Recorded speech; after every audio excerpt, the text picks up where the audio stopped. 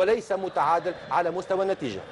في نقطة مهمة جدا الكابتن محمد يوسف عملها في الشوط الأول، هو خلى اللعب كله في نص الملعب وخلى التركيز كله على الزحمة اللي بتحصل في نص الملعب، ان هو 5 وال4 الزيادة كمان بيبقى فيه من 9 ل 10 لعيبة في نص الملعب، فوسع المساحات لأحمد فتحي. الأهلي أحسن منه، ولكن في الكرات وفي الفرص نقدر تكون فرص الصفاقسي أكثر من فرص الأهلي، ولكن حتى في الهدف نصر النادي الأهلي بواسطة حسام عاشور على الجهة اليمنى يوصلها لأحمد فتحي، أحمد فتحي والتوزيع في القائمة خطيرة، جول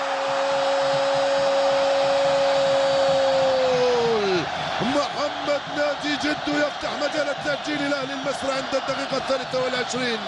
يا لا من توزيعة من أحمد فتحي، الاعتماد على الرواقين من جانب النادي الأهلي، من هناك سيد معوض ومن هنا أحمد فتحي، التوزيعة في العمق، دفاع النادي الصفاقسي نسي أحمد جدو في القائمة الثاني في وقت كنت أتحدث عن أحمد جدو ناقص المنافسة، لم يلعب تماما في بداية هذا الموسم.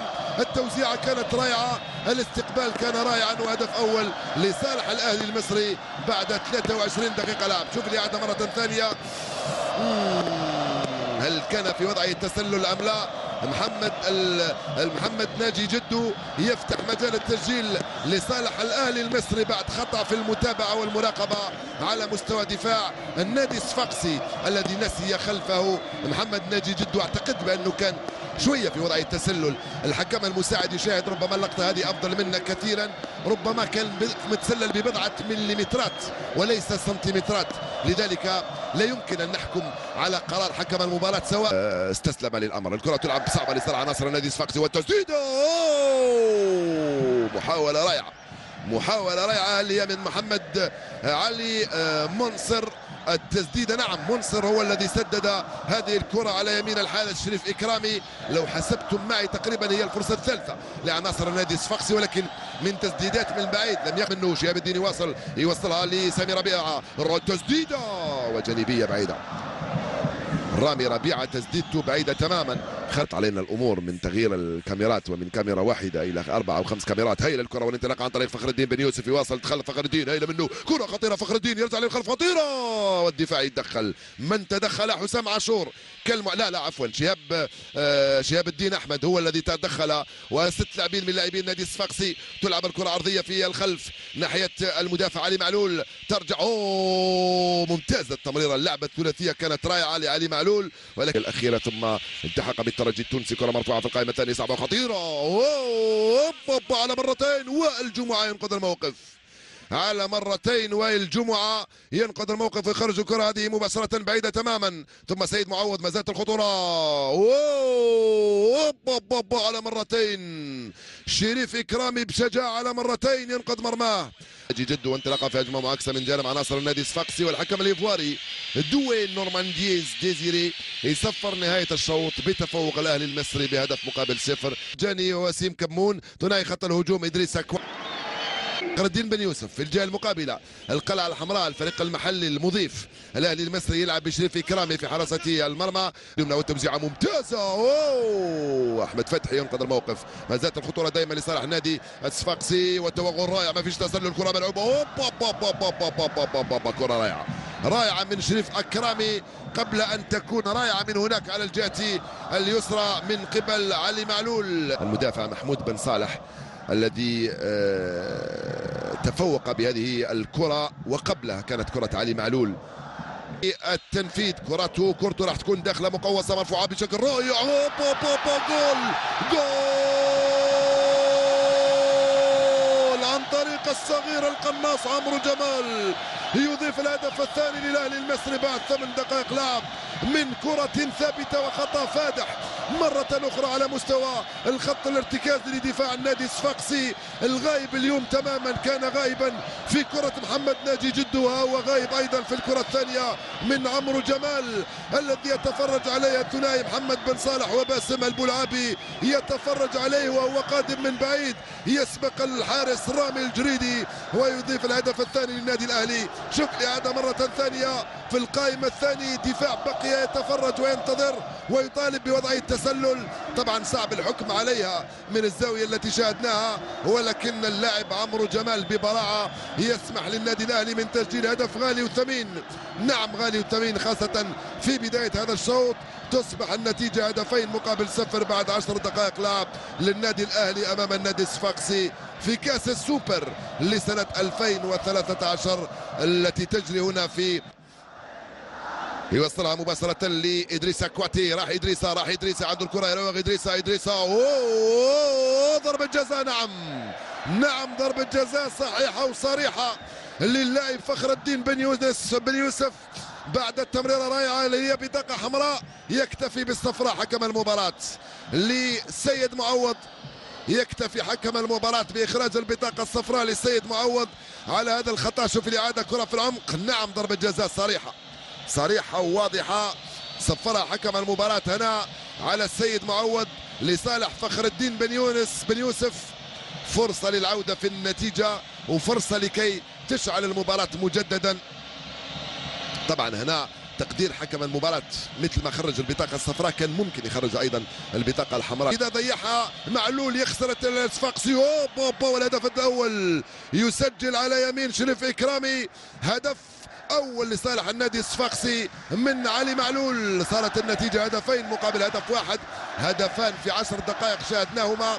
شوط ثاني أفضل بكثير مما كان عليه الحال الشوط الأول، أفضل من الناحية الفنية وأفضل حتى من ناحية التصوير مقارنة بالشوط الأول من هذه المباراة. هدف التعادل بكل الرزانة والدقة اللازمتين من علي معلول. هدفان لهدف واحد. صارت النتيجة الآن مهمة ستصعب الآن على الأهلي مثل ما هي أصلا صعبة على النادي الصفاقسي. وصلت مباشرة لمسيدان، يراقب الكرة بيسرى مسيدان.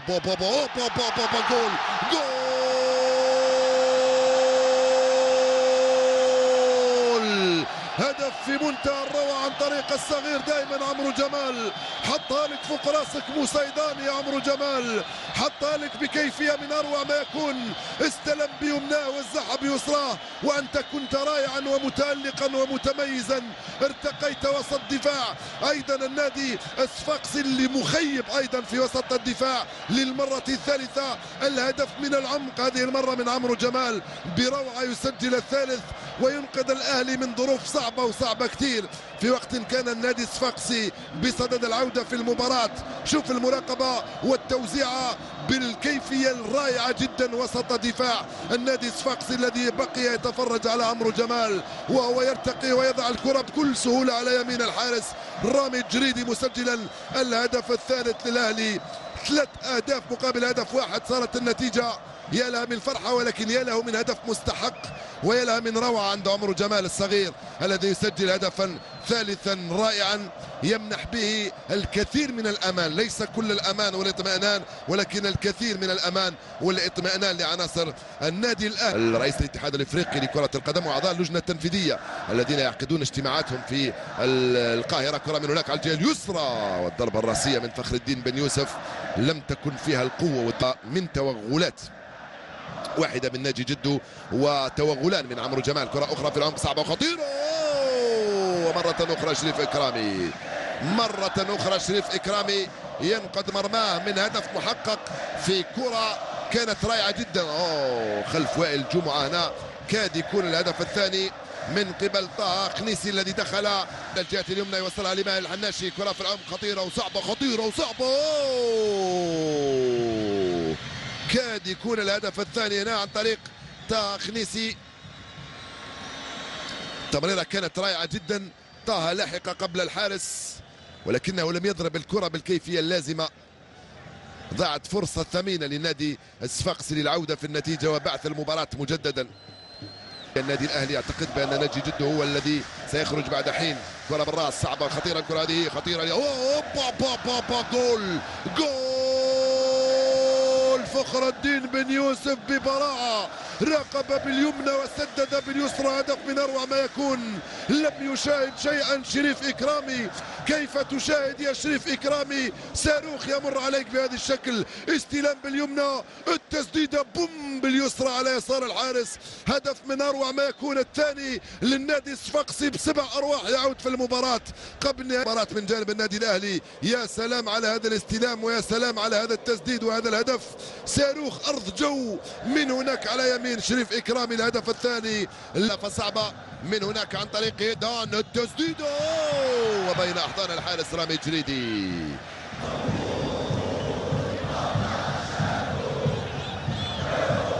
قائد الفريق في تنفيذ هذه الركنيه اللي هي الاخيره للنادي الصفاقسي، مرفوعه في القائم الاول بالراس.